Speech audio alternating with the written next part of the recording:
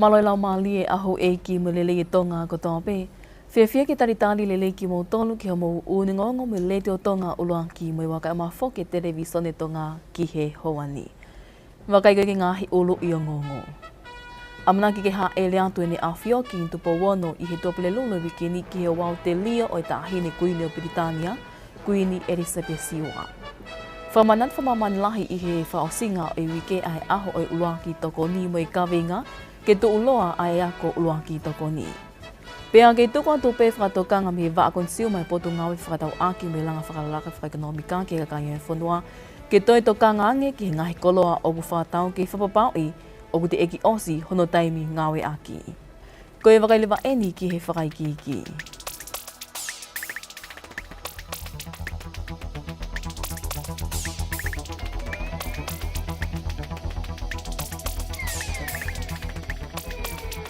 O kua manaki ke ha ele antu ki Piritania i he topele lule wikini ai ne awhio king tupo wono ki he o wau te lia o i tahine kuini o Piritania, kuini Elizabeth Siwa. Ko e hiri eni honto whapapau i me skeritali ne awhio kapiteni Sione Fifita ki o ngonga le te o me televisone tonga i ho ata o i ahoni. Vai whanua tu pola mo i whakaikiki. I he whaiki eke a ngongo e leiti o mo televisone tonga, pia mo i sekretari o e neafio, kapteni Sione Fifita. Nā ne pehe koe tamatu i pe ha ele atu ki Lontoni ke mea whaiki o kuini Elizabeth o whawhunga i e whonua i e whieka ngā mamahi ke tu i Britania, mo i kakai o i ulope i e hala ho nao kuini laulo taha, nei tu uloa ene pule i e tawa ki eni e fitungo fulu. Ko e wau te lio o kuini Elizabeth e toki whahoko ia i he monite wiki kahau a taha hiwa o Septemani, pia e hoko ia koe aho malolo whapule anga mai ngai whanua pule i e Britania. Kua whaha ele hifo ai mea whaeiki o kuini Elizabeth wa me he palasi Balmoral o Scotlani, ki he palasi Holy Root House o Edinburgh i Scotlani be, ke ne toto whai i he ahoni mo a pongpongi, ka e oange e whengamarie mai kai o Scotlani, ke na uwhaka apa whakaosi ki tahine kuini ki mo apetok whaha ele atu ki he palasi whakatu i o Buckingham i Lontoni a pongpongi. E toto whai e tahine i Buckingham i he whiawhi a pongpongi ki he pongpongi pule lulu, pia toki whaha ele me iai ki he office e whalea lea o Britania ki ni toto wha i he Westminster Hall o au ki he ono te lio ia i he amonite o wiki kaha u. I he enepehe koe wā i taimiko eni o e ahoni ki he wiki kaha u, o ku tapua ia e whonua he aho e hongfulu, ko e whakapa ki honau kuini na ani te taki mai a Britania mo ngai whanua e Commonwealth i he tau e fitungo fulu kua hili, talu me i he tau tahiwa ni maua. Kai ke he neongo e ngahi o wau whakaapa e mea whakaiki o tahine kuini, ka i he tahi mtatau o ku whahoko mohono whakakata e ngahi o wau whanofo tui, o e tui fo o Britania, a kingi sa lesi hono tolu, hire ne hoko hake ki he talo ni he ahawhalaite uke kua osi, ke hui koe halako eni hono whehuhu a kuini Elizabeth wa. Lotonga e amanaki toto wha kuini Elizabeth i Lontoni he pule lulo wikini ke he monite wiki kahau, e ha ele atu i fo o, kingi sa lesi mohono ohoana, kuini Camilla i hama i moa a ahi ke kotoa he ngahi whanua lalahi o Britania, ko e konga pe ia o he o wau whakanofotui o e tui Britania. Lotonga e moa ha ele a kingi sa lesi e whawhi ao pe ke tahine kuini, lotonga ne toto wha he palasi whakatui, a hono alofe fine pe e taha, ka koe Princess Pule o e whanua, mo e toi ngai whale o e tui o Britania. Kai ke he koe hoko hake ko eni e tui fo ou ki he talonia kingi sa lesi, ko ne whanofwai hono alo lahi taha Pelinisi William, ke ne whetongi e he tu unga Pelinisi o Welesi, pe ko tu unga Pelinisi kalaunia e whanua mo e Pelinisi hoko ki he taloni. E uilewa hono hoa a Kate ko Princesi Kate o Welesi, pe au whahistoria eni ke uhi ko e tu unga ko ia o e Princesi o Welesi, ne talo pe hono whanofo whamuimui i a Princesi Diana, i he ne taane mo Pelinisi sa lesi aini o kukingi sa lesi i he ahoni. Mahino pe koe hili a pekia a Princesi Diana he tahiwe hiwa fitu, ne toi taane a Pelinisi sa lesi aini kukingi sa lesi he ahoni, he wafe maani mamo hono ohoana o kukuini Camilla he ahoni, kana i kai whanofo ki ai tu unga Princesi o Welesi, kai whanofo pe ia ki he whalanglangi ki Duchess of Cornwall. Kai gehe o kuongo foki ki ngai whanua e Commonwealth, kau ki ai atongani ai hala e tahine kuini, ke uhi ke ni ngahi maa i moa Ni lawenga monua ai e ngahi whanua lahi I mamani o kawa e Pasifiki o kau ki ai e futu o ai wafa diplomatika o Britania mo tongani I he sentuli wanoa. I he enepehe ni take atu ai he tamapilinisi kalauni tupoutoa ulu kalala I he aho peni halai e tahine kuini ai ngahi whamooni po poaki fie kau ngā mamahi I he tohi whamooni fie kau ngā mamahi o I he ofisi whatalwhikaulahi Britania I tongani. Ne mui atu ki ai e eiki palemia leo sa miau kui tawai pulu pehe ki he eiki minista ki muli mo e taki mamata whekita mo e loa uto I ka manu. Rotonga ko yani me atu me tahine Princesi Angelica la tufu peka ka koe eiki talwhikaulahi atu ngani ki Australia o whahauko me whamo oni po poaki whekau ngā mamahi tatau I he ofise ko wana seniale o Australia koe wha o e po poaki whekau ngā mamahi ai pule anga o ene awhio mo I kakai o tongani I he pulonga kua toi Australia New Zealand mo Britania I he hala ene awhio Queen Elizabeth Siua koe Queen o Britania mo ngai whanua I Commonwealth. Kai ke he koe hala ko enia Queen Elizabeth ko ne ngā ue whataha mo I kau pale e mia he tō taha whā o Britania o whikataha ni maaki e ni tok whanofo pe he wiki ko o si ko Liz Truss koe pale e mia whaowia o Britania. Ma e ngongo le te o me televisione tonga ko au whanua tō pola. O ku mahu inga ke ilo moa ko I ke tō taha ko tō pe I tonga ni tatau pe me he whanau I kiki ka kailalahi ai ngahi ngāwe ulua ki toko ni. Ke hiki lava o whahau whiha mo ui I ha wheitu upe ko te iai o ka whaiwhai ange ku hoko ha whahinga whatamaki ki ha taha. Na e whailo ngai whamamani lahi ai I he ahongo fulo e mahina ni, ai a koe whaosinga ia oi wike ai aho whamamani lahi oi ulua ki toko ni mo I kawinga, ke tu uloa ai a ko ulua ki toko ni. I he whamatala e taki he waa kuni tonga ki nei mo ui me he society ko skola to ngā Viliami mahe, ko e whakaume ka winga ki oa na a whangata ngāta honua ko I he whanua ai ngāwe ulua ki toko ni, ke hike maho inga ke malu mo hawe mo ui e kakai I he atakai o kunau I ai. Mahu inga au pito ai whanau pia kon hoko, ko e kakai matu o tua, e pe koe adult, e ko ki nau tolu o kulahi o na wiwi malawa, capacity, ke na whahauka ngahi ngāwe koe ni. Pea ke ngātai o te whakatu umai, ke kautoro ke re kamu matu o tuange. Ai koe ta uanunga furu maane maia o whai hake ki orunga. Pea koe pe uhinga rereia ki ai, o koutu I ke whakakau na o mai. Koutu I ka tau koe ni, ulahi koe whanau ki he ngā ue, pe whea ngai whetu, lahi ange taime unau nofo pea ki nau toro.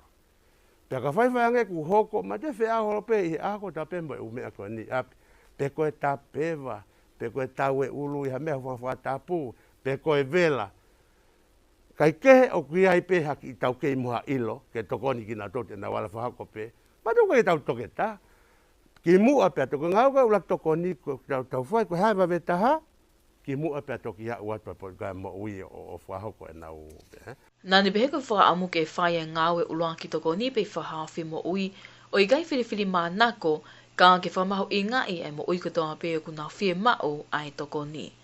Lorotonga ni ku whaamu a peleketi me society ke o ana ngata pe a whahoko ulua ki tokoni, ki ha whaahinga whatamaki o ku hoko ki ha taha.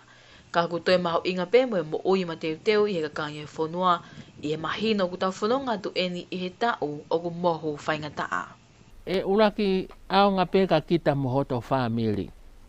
He ko uhi ko te nofo I api o ku te whea o pe kita he aho kotoa mo ngahi mea e lawa hoko ai whakatamaki.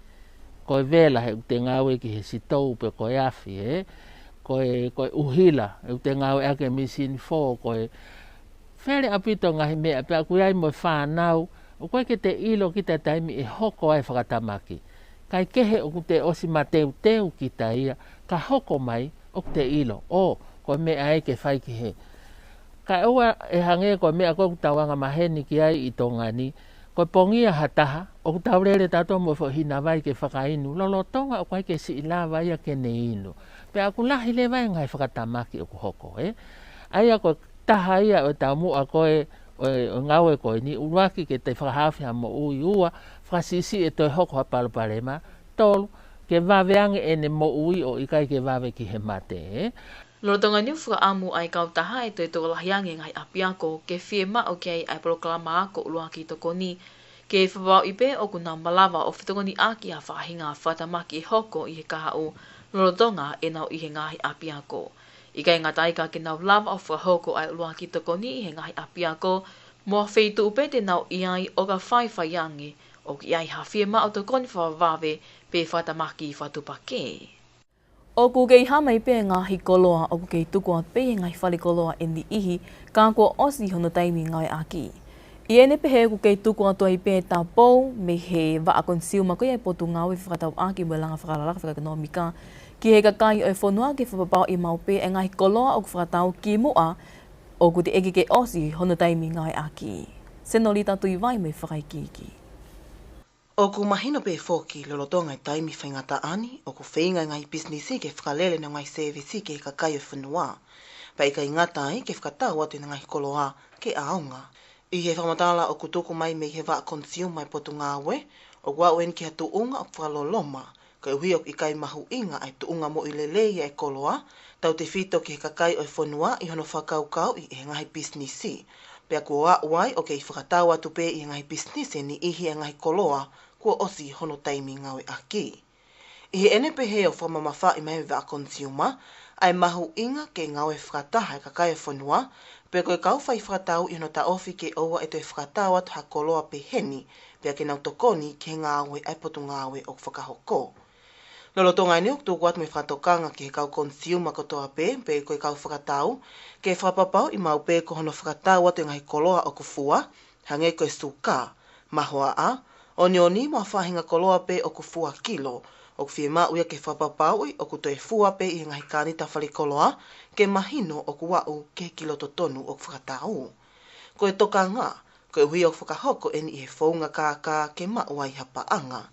O ku mahino pe foki o ku tuku atu i ngai whali koloa eni i he ngai koloa ko o si fua mai pe o whakamilemila, ka au whamanatu mai mi he wa consumer, ke toi fua pe ke whapapau i o ku tonu. I he whamatala mi he potu ngāwe ka whaiwhaiange o whakahoko atu ki ngai business whali koloa ke toi fua i ngahi koloa,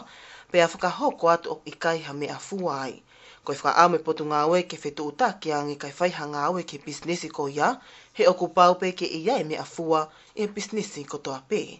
Koe whakaame potu ngāwe ke whapapau i o ikai pā usia ngai businessi, ai lao ai whewhakatau aki. Mai angonga leitio me televisione tonga, ko au Senolita tu i vai. Kua ngā tuku pāe pule lahi e potu ngai meire ki whapapau i ai ka veinga ke whiririwaki o ea i ngahi ngāwe whawhei tuu ki he ātakai. Ko e hiri eni a hono whilia ki ne sea i he whakataha poate hono tolu e wa a ngāwe whawhei tuu e Pasifiki ki ātakai pe Spreb. Ko e whataha koe nini whahoko ia i aho walu mo hiwa o i mahina ni. I e whataha poate ne whamalo ia e mao e kau me mipa poate i he whalala ko nau tukuange o hoko ai koe sea o whataha poate. Nā ne pehe kune lau koe tāpuaki, koe uhi koe malawa ki ni tatake whakataha, ke no whataha pe toka ngā ki he ngai whaingataa me he whililiwaki o ea. Nei toi pehe paula mao koe taumu a, ke hoko e kaweinga ke whililiwaki o ea, ko ha kaweinga e ohaki i he whakataha kotoa pe e Sprep. Kono whetonga ene paula mao a Mika Badass, a ia koe sea ia o e whakataha hono tolu noa pe tolu ngafulu e Sprep, ka koe tale kita ia ata koe lau ki he potu ngāwe whanua mo i ātakai. O mahino foki ki a mau ai hoko mai o wesia whaka-ekonomika me whaka-sosiale mi he COVID tāhiwa, ke toi whakalahi e whaingata o whianga ngai me ngai whanua e Pasifiki. Ko huiko e ni o whaamai e mau ke toi whingawe aki wā o whiange ngai whanua me mipa o Sprep, ko uhi ke a usia ai nau tamu a ngā ue ki he kaha o, ka koe mahu inga taha ke whapapau i ha Pasifiki o kutu uloa i he kaha o. Ko mau o kune osma e mata itohi maa a i he ekonomika me he Universita au Kalani. Kone ngāwe ta ulahi ene ma e pule anga tālu mi he tau tā hiwe hiwa tolu, i e ngahi whatongia kehe pe, ka wai e pule i he wapatsete potu ngai pa anga, tokon skelitali i he ofisi o i Palemia, o a umai kene lakanga lolotonga ko i pule lahi e potu ngai Meidek. Kone tataki foki a ngahi kulupu kehe atongani ki ngahi konfelenisi whakawheitu u, ma whakawaha a pule anga foki. Kai kene whakataha poate hono tolu ai kautaha Sprep na whakahoko e Sentai Pasifiki ke whililiwak o ea i Haamoa. A ia nai whakatou whakahoko pe i he kawate ni ihi ni lava tono atu ki Haamoa, pea kai toi ngā lewa na nau whakafou pe i he polo Kalamasum. Ko e whakataha poate ai Sprep o ku kau ki ai kau me mipa poate mā lolo. Kau me mipa poate lolotonga, mo ni ihi e ngali ke nau hoko ko e sea e whakataha poate i kaha u. I ka ingatai ku toi kau ki heni mo kau whafofonga mi ngai whanua me lansia, ngai whanua mai kolonsia, kai pehe ki ngai whafofonga mi ngai whanua polinsia kai uma afu kai ngai whanua lea whawhalanse ai aku nau me mipa i he sprep. Ko ngai whanua whakatoa e watahe Pasifiki aku nau me mipa i he sprep, ai aku kawat ki ai haa mua Amerika o tumotu Mariana, toke lau o tumotu Kuki, ngai whanua whatahataha mai kolonsia, Fiji, Tahiti, Guam, Kiribati o tumotu Masolo, Nauru, New Caledonia, Niue, Palau, Papua New Guinea, Samoa o tumotu Solomone, Tokelau, Tonga, Tuvalu, Vanuatu, Walesi, pia mo futuna. Ko ngai whanua lewa i nima i tua i he Pasifiki o nau me mipa i he kautaha sprep, ai aku kau kia Australia, France, New Zealand, Britania, kai pehe foki ki Amerika. Mai angonga le tio me televisione tonga, ko Norita tu i vai. Pea nei laka he whanau a koe toko taha whitupu nei ka watu ki ngahi polokalama koe potu ngai polisi a tonga ki hono tonga ngai kina ai malu moi hao ko i hono ngai aki o interneti. Koe ngai polokalama ako koe nini tatakia e he vaangau koe ai polisi tonga ki hono tonga ngai kina o i ngahi alalahi mo o whawhonua ai ne talu eni me he mahina koe a ko siulai. Ko e wha amoe polis tonga ke wha malohia ai ilo me tau ke ku mao he whanawa ko me ngai apia ko ki he malu hono ngawe aki ko ia interneti me ngai whaunga ke na whai ehi ai me he palopale ma hono ngawe hala aki e kakai e whanua ai interneti. I he whamatala ai taki e polokalama ko ini ai polis tonga ko e inispe ki ta pule leole o ko ma ili limoni. Ko e tamu ai ako ko ini ke whatupulaki hono wha ilo ke whanawa ko ai mahu inga ke nau malu i hono ngawe aki o interneti. I kei ngata ai ka kia ko i ki nau tolu ki nau maheni me ngai whatu uta maki, pehe ki ngai whamana mana ku hoko i interneti, o tau te whito eni ki hono ngawe aki ka ia o i mitia wha sosiali. Nā ni pehe ko i anko ko i nia ku whaiei mo hono whakailo ki he whanawa ko, ai ngai whaunga ke nau whai ki ta ofi ake ngai palopalema o ku hoko mi hono ngawe aki o i interneti. Nā e malama i pehi ako koe ni ke whakailo ke whānawa ko ai lao fo o nei fo tuu he tau ko si. Ai ako e lao ke ngahi hia mo i ngawe hala aki e nau teknolosia ke whitu utaki. I he tamu a peke nau whamama o me no ngawe hala aki o interneti, tau te whito e ni ke mitia wha sosiale pe Facebook. I kai ngataika na e te whai mo no whalei o e whānawa ko, ke whaunga tō tonu o ku whai aki halaunga ke polis tonga, ia whainga hia ni whai ke te nau tōru whakafou i he interneti. I e whamatala limo ni o ku hoko a honu ngawe hala ake ni ihi a interneti, ke whatupai hala vea whakai loto ki he ni ihi, pea ku hoko i mitia wha sosiale ia koe te whito i whaunga ke hokwai a hono pausi i he kakai whaihia ai ni ihi mamahi. Nā ne pehe ku maho inga o pito ke a ko i mu whakamanatu mau pe ke whanawa ko, ai whie mao ke nau whapau i o kei pe whaunga to tonu ke no ta ofi aki ha hoko ha palo palema i interneti, pea ke nau tō kanga ke nau wako o ku whai. I kai ngatai ka koe mea maho inga, ke whapau i ku nau nofo whia i ha ātakai o ku malu i ono ngai aki o interneti. Kai kehe koe polokalama ako koe nini ta i maali e ngahi api ako o whitu i tonga tapuni, ai ene kau kei kolisi tai lolo. Ha kolotoloto ai pule angai tala fo o, lau tohi pule anga tala fo o pe heke ako malunga tupou wa ako i nukunuku.